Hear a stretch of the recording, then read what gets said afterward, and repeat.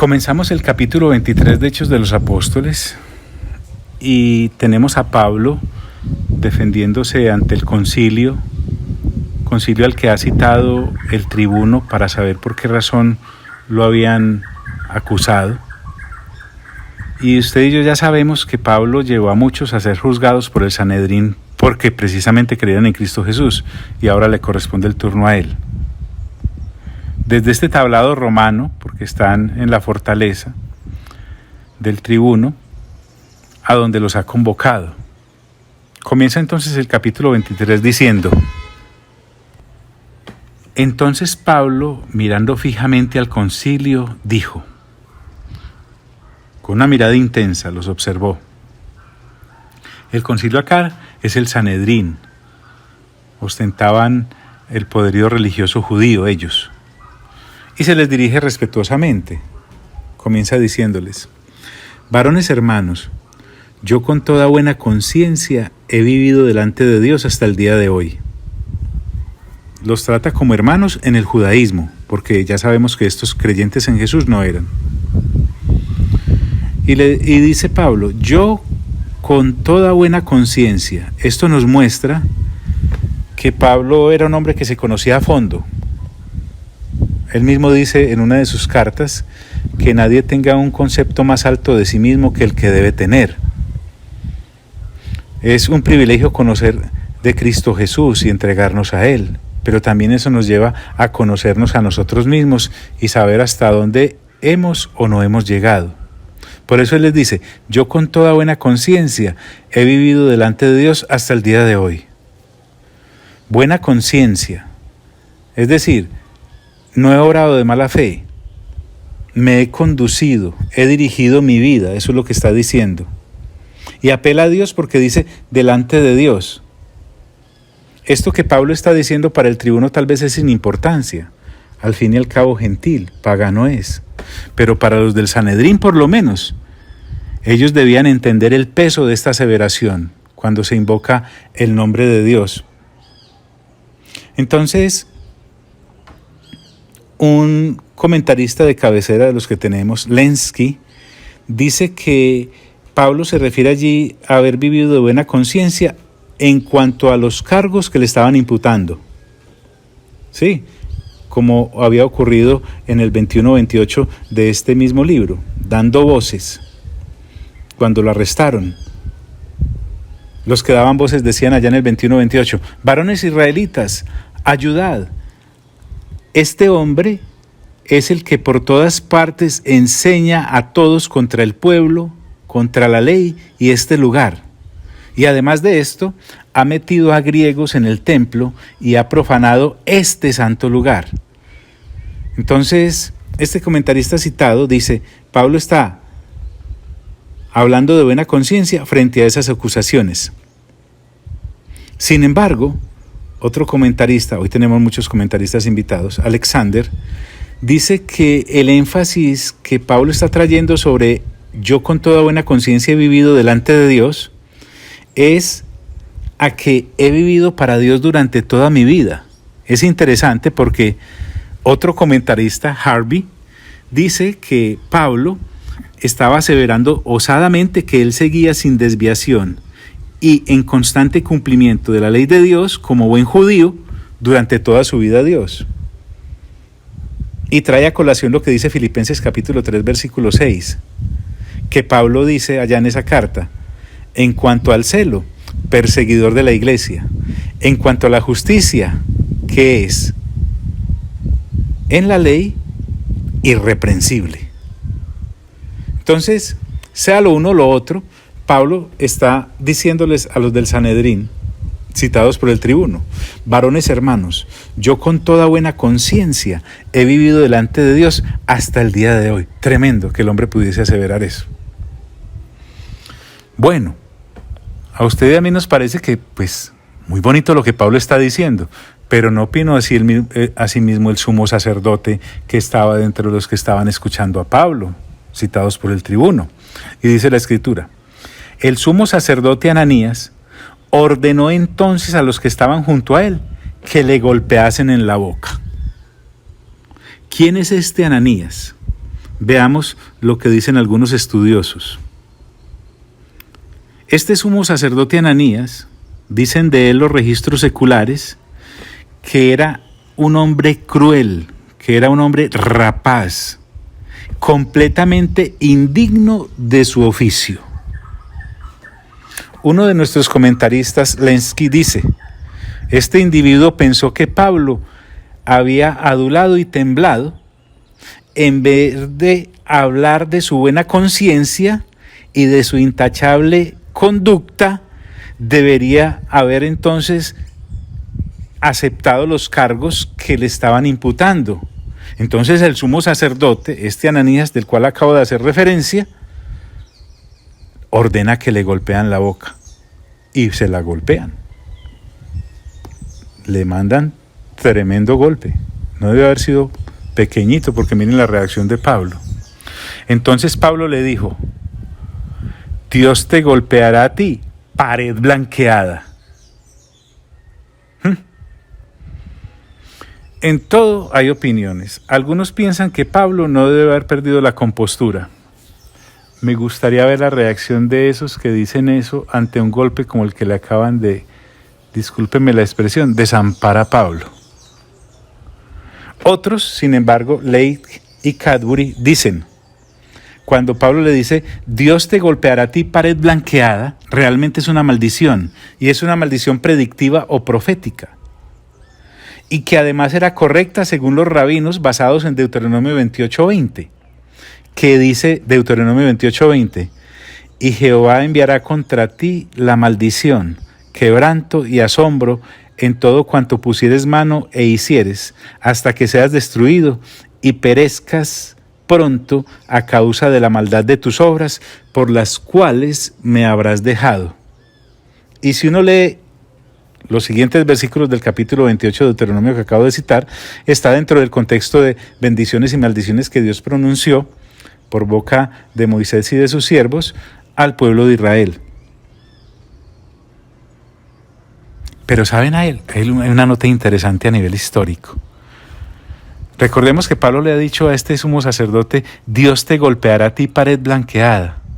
Y cuentan los registros históricos, escuche bien, que este Ananías fue asesinado 10 años más tarde, en septiembre del año 66 después de Cristo.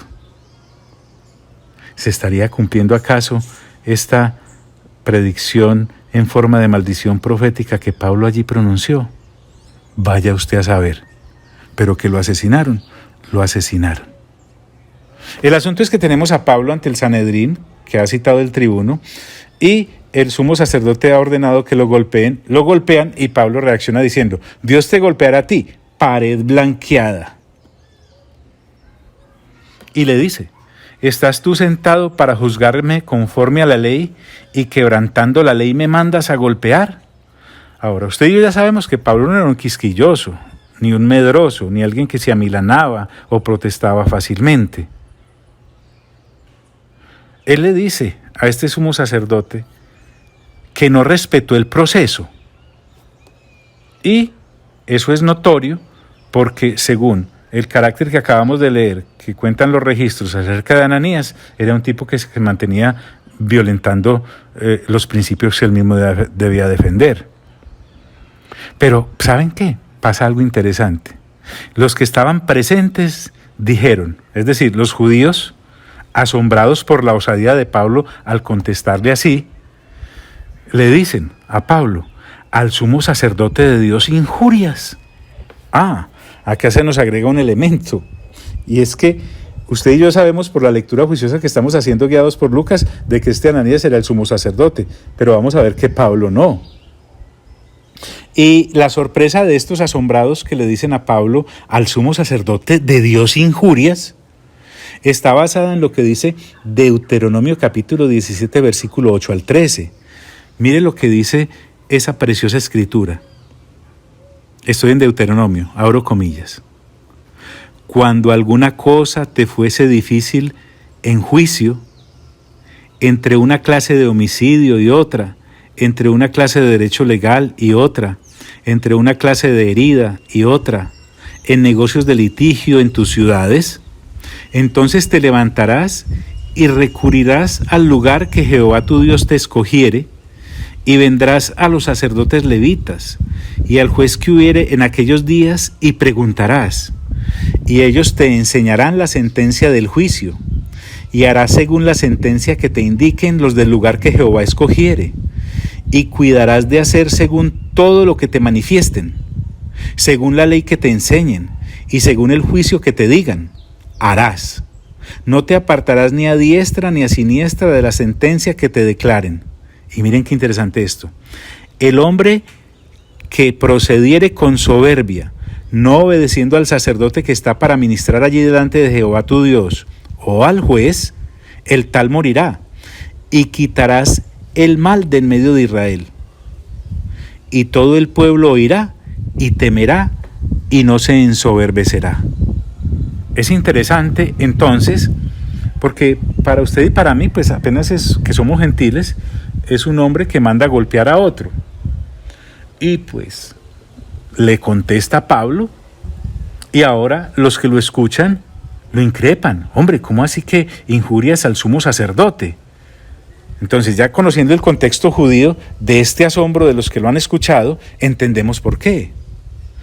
El historiador Josefo dice que el que no se somete a él, es decir, al sumo sacerdote o al juez, sería sujeto al mismo castigo, como si hubiese cometido impiedad contra el Dios mismo. Es que el sumo sacerdote era el representante de Dios. Quien lo tocaba a él, tocaba a Dios mismo. Ahora, por el contexto histórico que hemos tomado, es evidente que Ananías no era la clase de persona que el pasaje describe. Sin embargo, ahí estaba y era el sumo sacerdote. Qué interesante esto. Ahora, ¿qué hace Pablo? Cuando Pablo escucha que han injuriado al sumo sacerdote contestándole de esa manera, porque es que ni le contestaban, Pablo dijo, no sabía, hermanos, que era el sumo sacerdote. Uno de nuestros comentaristas invitados, que ya les dije que hoy tenemos muchos, porque el pasaje lo amerita, dice que algunos piensan que pudo haber sido verdad que Pablo, por defecto de su vista, que se cree ya había disminuido, no pudo distinguir al que hablaba y que era el sumo sacerdote. Otros, sin embargo, dicen que tal vez el sumo sacerdote no estaba en su lugar oficial, porque recuerden que se había desplazado hasta la fortaleza del tribuno. Entonces no estaba en el lugar donde usualmente se sentaba el presidente de la corte del Sanedrín. O que debido a los tiempos tumultuosos que se estaban viviendo, y puesto que Pablo recién había llegado a Jerusalén, no se había dado cuenta de quién era el sumo sacerdote en ese momento. Otros, recuerden que estamos citando a Lumbi, dicen que Pablo tal vez estaba hablando irónicamente y quiso implicar que la acción del juez era de tal carácter que nadie hubiera supuesto que se trataba del sumo sacerdote, alguien que mandaba a golpear a otro. O bien puede ser que es que en ese momento no estaba pensando en lo que estaba diciendo precisamente a raíz del golpe que lo había sacado de casillas. Pero él continúa y nos dice, concuerda más con el carácter del apóstol Pablo creer que debido a su propia deficiencia física o a la falta de algunas formalidades o insignias en la vestimenta del sacerdote, hicieran que no distinguiera que quien había dado la orden era el sumo sacerdote. Yo no sé por qué le da tanta importancia a eso, porque es muy importante, ¿saben?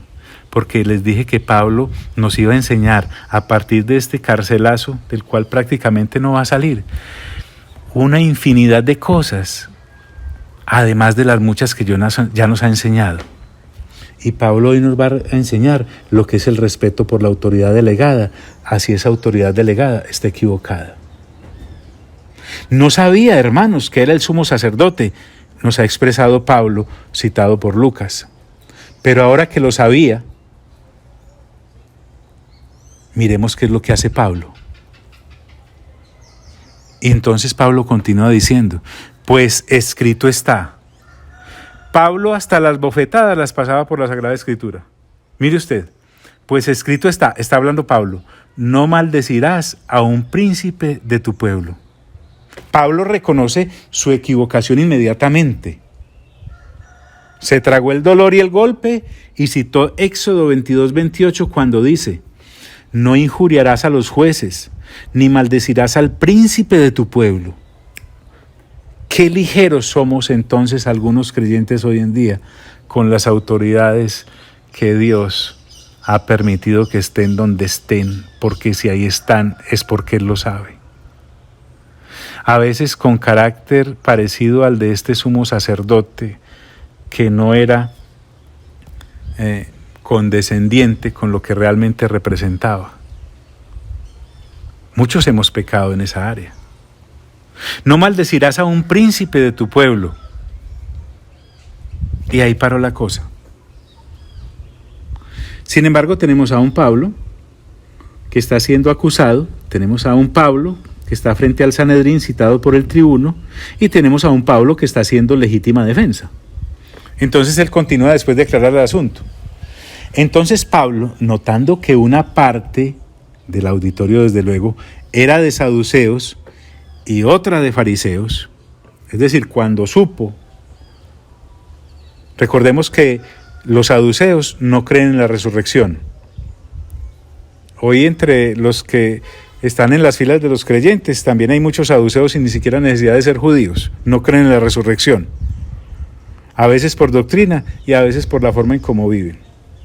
Y otra parte del auditorio era de fariseos. Los fariseos sí creen en la resurrección, como el mismo Pablo. Recordemos que Pablo era fariseo de esta secta judía, en origen. Entonces Pablo, notando que una parte era de saduceos y otra de fariseos, alzó la voz en el concilio, o sea, ante el Sanedrín.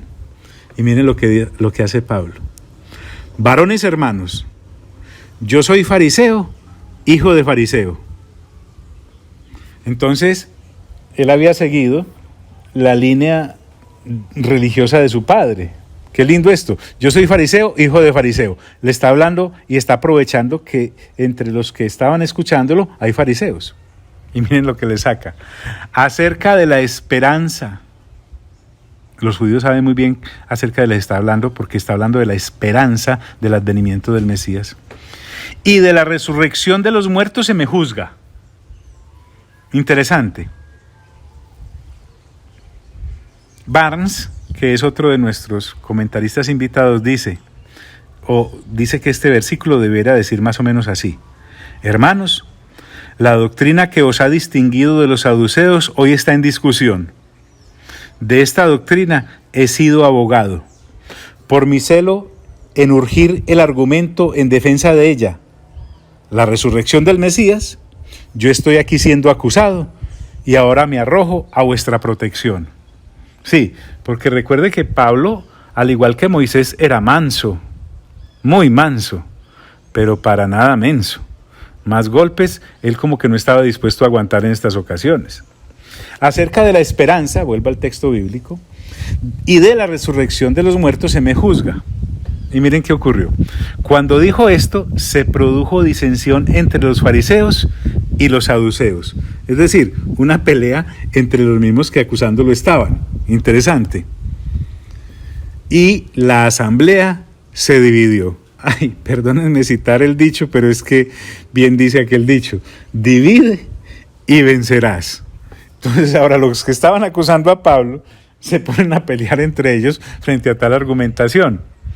Lucas nos aclara más a fondo y en el versículo 8 dice: porque los saduceos dicen que no hay resurrección, ni ángel, ni espíritu. Josefo, que es un historiador judío muy acreditado, dice con respecto a este asunto de la conducta de los saduceos, oiga bien, comillas, ellos también quitan la creencia en la duración inmortal del alma y del castigo y recompensa en el Hades. La doctrina de los saduceos, dice Josefo, es esta: que las almas mueren con el cuerpo. Eso era lo que esta secta de los judíos, llamada los saduceos, creía. Recordemos que en su momento, cuando Jesús fue asesinado en la cruz, muchos de los que integraban el Sanedrín en ese momento también eran saduceos. Y Jesús andaba diciendo que él iba a resucitar de entre los muertos y además que era el Mesías. En fin, volvamos al texto de Hechos, que no hay resurrección, ni ángel, ni espíritu. Básicamente, como usted y yo podemos ver, los saduceos como que no creían en nada. Pero los fariseos sí afirman estas cosas. Entonces Josefo dice acerca de los fariseos: Johnny, ¿usted por qué está citando a tanta gente? Pues sencillo, porque yo no me las sé todas. Y cuando no sé o no entiendo, pues averiguo. Imagínense yo transmitiéndoles a ustedes solo pensamientos baladíes. No. Josefo dice, con respecto a los fariseos: también creen que las almas tienen un vigor inmortal en ellas y que bajo la tierra habrá recompensas o castigos de acuerdo si se ha vivido virtuosa o viciosamente en esta vida, y que los últimos estarán encerrados en prisiones eternas, pero los primeros tendrán poder para revivir y vivir otra vez. Qué bonita forma de hablar de la resurrección. Entonces, volvamos al texto bíblico. Y la asamblea se dividió y empezaron a discutir los fariseos con los saduceos, porque los saduceos dicen que no hay resurrección, ni ángel, ni espíritu, pero los fariseos afirman estas cosas. Y continúa Lucas en su narración diciendo: y hubo gran vocerío, una fuerte gritería, por variar, gritones estos judíos, ¿o no? Y hubo gran vocerío, y levantándose los escribas de parte de los fariseos, es decir, se pusieron al frente, era gente prestante, ya lo hemos visto, contendían diciendo, y miren lo que de las mismas filas de los acusadores de Pablo empiezan a decir. Estos escribas, representando a los fariseos, comienzan a decir: ojo pues, ningún mal hallamos en este hombre. Vea usted cómo cambian las cosas. Ningún mal hallamos en este hombre. Que si un espíritu le ha hablado, porque ellos sí creían en que había espíritus, por ejemplo ángeles, o un ángel, que también ellos creían en ellos, no resistamos a Dios. Esto es lo que dicen estos que están entre los que estaban acusando a Pablo, ahora están a favor de él. No resistamos a Dios. Y habiendo grande disensión, la disputa no era violenta, el tribuno, teniendo temor de que Pablo fuese despedazado por ellos, porque recuerden que es que lo iban a matar, mandó que bajasen soldados y le arrebatasen de en medio de ellos. O sea, comisionó un destacamento de las tropas para que en cumplimiento de su deber rescataran a Pablo y lo arrebatasen de en medio de ellos, porque no fue a las buenas, de verdad, se lo iban a tragar vivo. Mandó que bajasen soldados y le arrebatasen de en medio de ellos y le llevasen a la fortaleza, es decir, otra vez para adentro. Interesante. Yo he optado por no ir de afán en esta lectura juiciosa que ustedes estamos haciendo de las Sagradas Escrituras. Uno pudiese pasar por acá y quedar muy bien dateadito históricamente, porque Lucas pues en su narración no ha ahorrado para que todas las cosas nos queden claras. Pero lo que quiero recuperar acá es la actitud de Pablo como creyente. Él en su generación nos deja una enseñanza muy grande a nosotros en la nuestra. Yo quiero recordarte que Pablo no está acá en una tarima como predicador invitado, no lo tienen hospedado en Hotel 5 Estrellas y le han garantizado una buena ofrenda y le han puesto las mejores viandas o alimentos allá en su habitación, atendiendo a los requerimientos que haya hecho. Leche deslactosada, frutas frescas y no. Estamos frente a un hombre que está en prisión. Ha sido injustamente arrestado. Ha sido injustamente acusado. Han hecho y deshecho con él. Y hasta el momento, yo no he leído, y creo que usted tampoco, ninguna palabra de Pablo quejándose acerca del maltrato o acerca de la situación, o por lo menos haciendo siquiera una media oración o gesto hacia el cielo diciéndole a Dios, pero usted ¿por qué me tiene como tan abandonado? En ningún momento. Por el contrario, hemos visto a Pablo actuando cuerdamente, inclusive ha aprovechado cada situación en este juicio para dar constantemente testimonio del Señor Jesucristo. Desde que lo arrestaron en Jerusalén, allá en el templo, que no fue un arresto pacífico, y el tribuno tuvo que enviar un piquete de soldados para que los soldados liberaran a Pablo de un posible linchamiento. Lo hemos visto como el tribuno inclusive quiso examinarlo con azotes y él respetuosamente trajo a colación su derecho como ciudadano romano de nacimiento. Pero todo en el canon respetuoso. Él no se ha victimizado. Él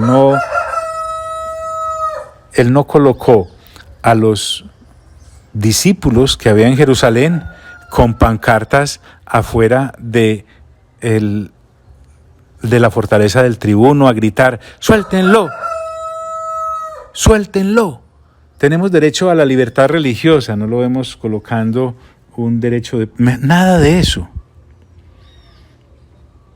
John, entonces usted me está diciendo que si uno hace esas cosas no es como buen cristiano. No, lo que yo estoy diciendo es que Pablo está tan concentrado en presentar al Señor Jesucristo que donde lo pongan, él lo hace mirando primero por la propagación del Evangelio y el establecimiento del reino del Señor de una manera tan obsesiva que en vez de quejarse, cada cosa como que lo impulsa cada vez a dar más y más testimonio. A eso me quiero referir. Como pueden ver, el gallo del vecino está completamente de acuerdo conmigo. Espero que ustedes también. Bueno, entonces a lo que hago referencia es a que usted y yo nos quejamos por cosas realmente superfluas.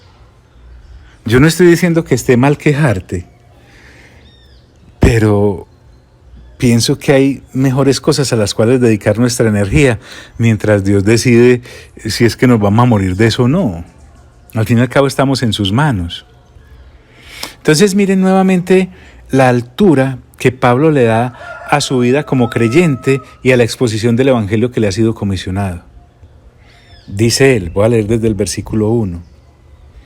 Entonces Pablo, mirando fijamente al concilio, dijo: varones hermanos, yo con toda buena conciencia he vivido delante de Dios hasta el día de hoy.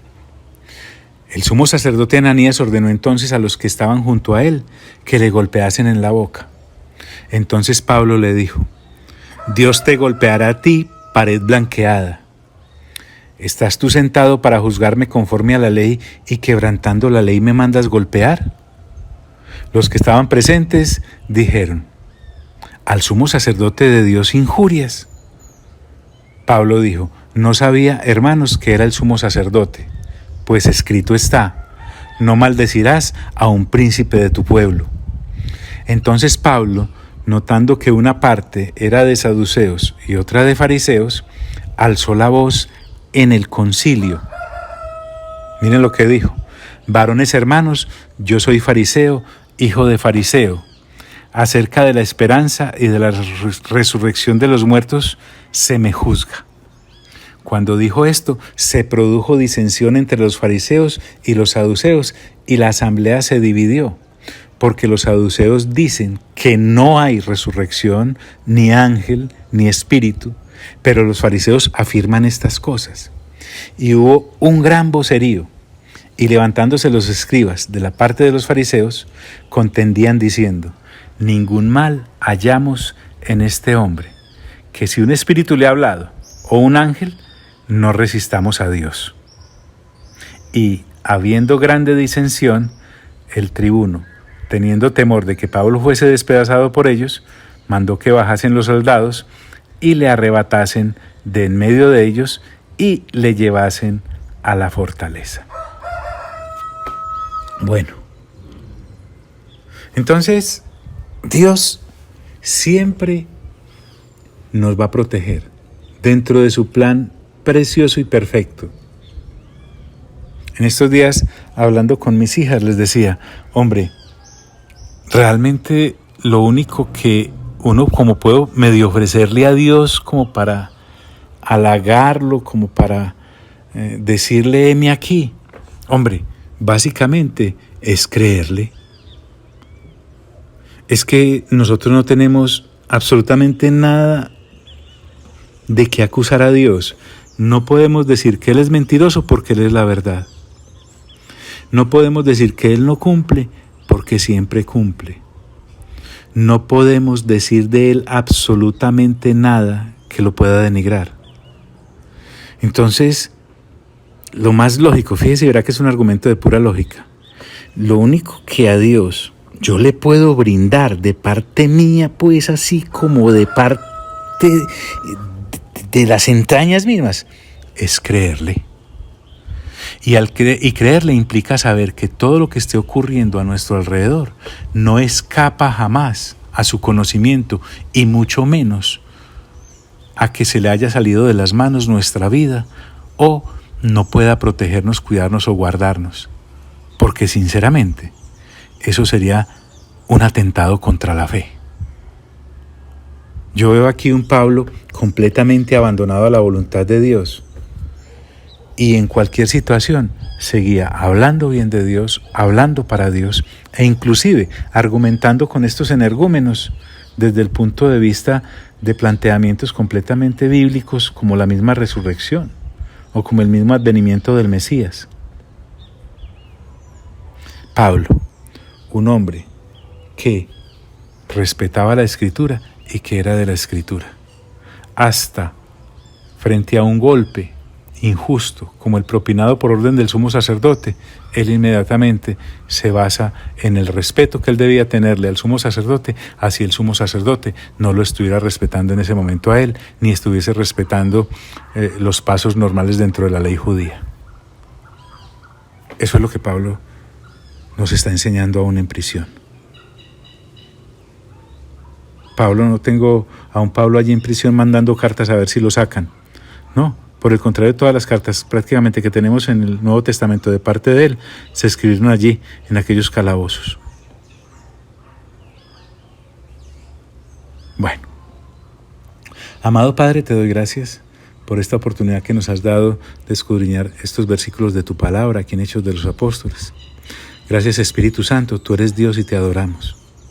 Gracias, amado Señor Jesús, tú eres Dios y te adoramos. Y gracias, amado Padre Celestial, tú eres Dios y te adoramos. A ustedes sea toda la gloria, sea todo el honor y sea toda la alabanza por los siglos de los siglos de los siglos. Amén.